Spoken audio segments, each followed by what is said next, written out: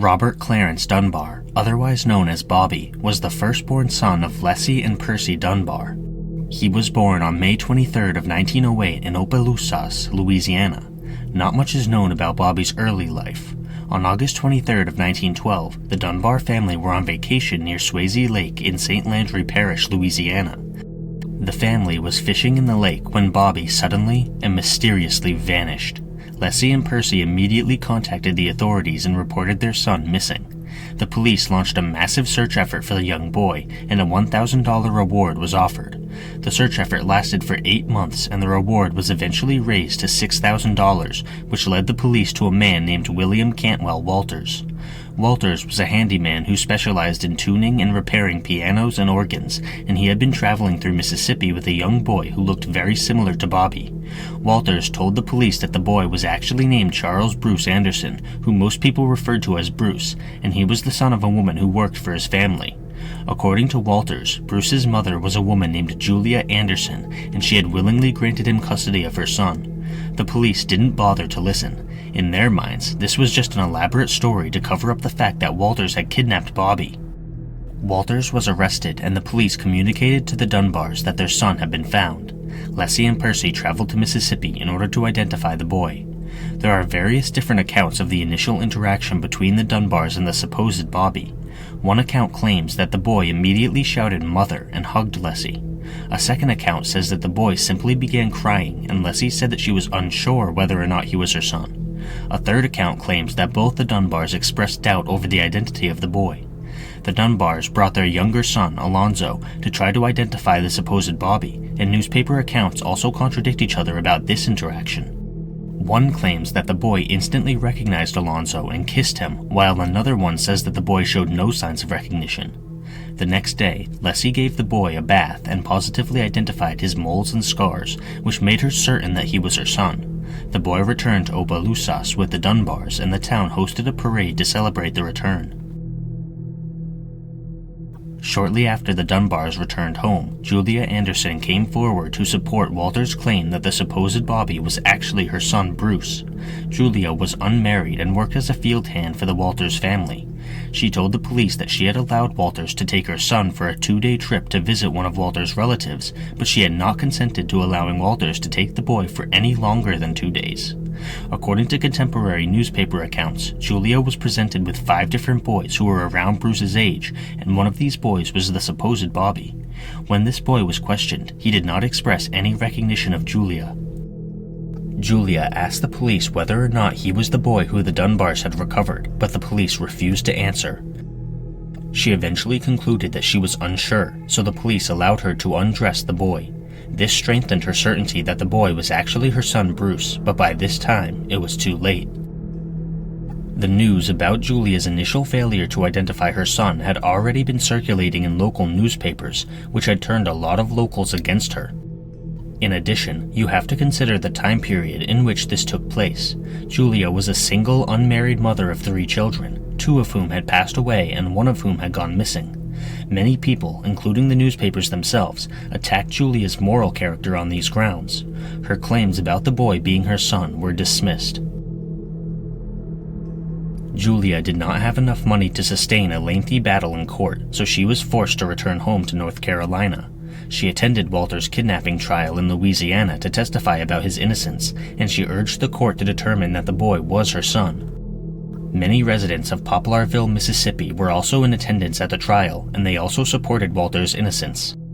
Several of these residents asserted that they had seen Walters with the boy long before Bobby's disappearance, meaning that the boy could not possibly have been Bobby. Despite this, the court concluded that the boy was in fact Bobby Dunbar. Walters was convicted of kidnapping, and the boy remained in the custody of the Dunbar family. Walters served 2 years in prison before his conviction was overturned on appeal, and the state declined to retry him, which made him a free man. The boy lived out the rest of his life as Bobby Dunbar. After the legal proceedings, the residents of Poplarville welcomed Julia as their newest neighbor. She settled down, got married, and had 7 children. Although her life was happy and content from then on, she often spoke about her lost son, and the way she talked painted the picture that the Dunbars had kidnapped him. The boy, who was raised as Bobby Dunbar, eventually married and had 4 children. He owned and operated a gas station. One of his children was named Bobby Dunbar Jr., and at one point Bobby Jr. asked his father if he was sure whether or not he was the real Bobby Dunbar. The supposed Bobby replied, "I know who I am, and I know who you are, and nothing else makes a difference." The supposed Bobby passed away on March 8th of 1966. In 1999, one of the granddaughters of the supposed Bobby, a woman named Margaret Dunbar Cutright, opened an investigation into the case. She wanted to prove once and for all that her grandfather was actually Bobby Dunbar, and she began reading through newspaper accounts, conducting interviews, and examining documents. All of this research made her doubt her original belief that her grandfather was Bobby. In 2004, a reporter from the Associated Press approached the family about the story, and Bobby Dunbar Jr. consented to undergoing a DNA test. The results conclusively proved that the boy who had lived out his entire life as Bobby Dunbar was not related to the Dunbar family in any way. He was, in fact, Bruce Anderson. Julia Ann Walters had both been telling the truth. In 2008, Margaret was featured on a radio show that discussed the case, and she expressed her opinion that Bobby most likely fell into Lake Swayze while fishing and was subsequently eaten by an alligator. She also revealed that the DNA test results had brought joy to both the Anderson and Walters families. Unfortunately, Margaret's discovery turned a lot of her own family against her because they had always considered themselves to be Dunbars. Although the identity of Bruce Anderson was conclusively proven, the disappearance of Bobby Dunbar remains a mystery. Despite Margaret's confidence in her alligator theory, nobody knows for certain what happened to him all those years ago in 1912. That part of the story will probably remain firmly embedded in speculation forever.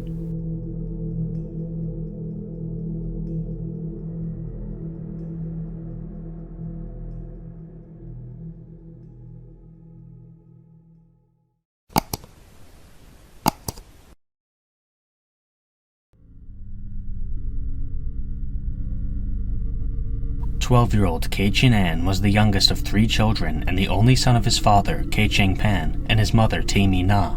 Chin-an was enrolled in the afternoon class schedule at Owen Primary School in Singapore. On the afternoon of May 14, 1986, Chin-an was approached by a classmate named Wang Piwei, who offered to help carry his school bag because Chin-an wanted to go buy something from the shops outside the school. Wang Piwei left Chin-an's bag at the school's tuck shop bench under the assumption that Chin-an would come collect it, but he was very wrong. Unbeknownst to Wang Piwei, he was the last person to ever see Chin-an. The young boy simply vanished. 12-year-old To Hong Huat was Chin-an's best friend and the only child of his mother, Tan Jia Kwan, and father, To Hu Don. Hong Huat lived with his mother in a house that was roughly 500 meters away from the school. On May 14th, Hong Huat told his mother that he was going to walk to school with Chin-an, who was coming to fetch him. Jia Kwan stated that her son was usually timid and liked his mother's company in public to comfort him, so it was strange that he wanted to go to school without her. Nevertheless, she let him go, most likely hoping that this newfound confidence represented a positive change in his demeanor. That was the last time she ever saw Hong Huat. The boys failed to show up for class, and the form teacher noticed their absence. The school contacted their parents, who rushed to the school to investigate. It was very unlikely that the boys had skipped school on purpose because they were typically well-behaved and never missed classes. Hong Huat had actually ranked first in his class for the mathematics test. These were not troublemakers by any stretch of the imagination, which made their disappearance even more concerning. By 7:15 p.m., their parents had still not been able to find them, so they contacted the police. The police searched the estates surrounding the school for several days, but they found nothing. The authorities distributed missing persons posters across Singapore and urged the public to contact them with any information they had. The media publicized the case, which kept their names circulating. By 1988, the police had interviewed more than 100 people in connection to the case. The families of both missing boys were relatively poor, but they offered a reward of $1,000 for any information on their son's whereabouts. They increased this reward to $5,000 in July of 1986, and finally to $20,000 2 months later. In October of 1986, the managing director of the Singaporean branch of McDonald's, a man named Robert Kwan, announced that the company would be offering a reward of $100,000 for any information on the whereabouts of the missing boys. In addition, they helped to publicize the case, and they posted missing persons flyers at every single McDonald's outlet across Singapore. These actions caused the case to be referred to as the McDonald's Boys case. On August 27th of 1986, an anonymous informant reported that he had seen the boys on Pulau Ubin, an island in Singapore. The Criminal Investigation Department dispatched nearly 100 officers to the island, and they were split into small search teams who scoured the entire island. Nothing was found, and the boys remained missing. A few months later, Jiak Kwan returned to Kuala Lumpur in Malaysia, where she had emigrated from, to search for Hong Kwat. She contacted a local newspaper and the Malaysian Chinese Association for help, and the Malaysian police conducted a search effort. In 1987, the Singapore police expanded their search effort to Malaysia and several other nearby countries, and the missing persons report was sent to Interpol. None of these efforts uncovered any new information. The McDonald's boys remain missing to this day, and it doesn't seem likely that their case will ever be solved.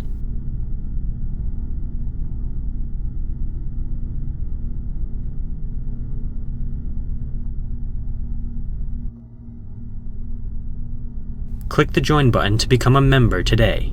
Channel members receive exclusive content as well as early access to all my content.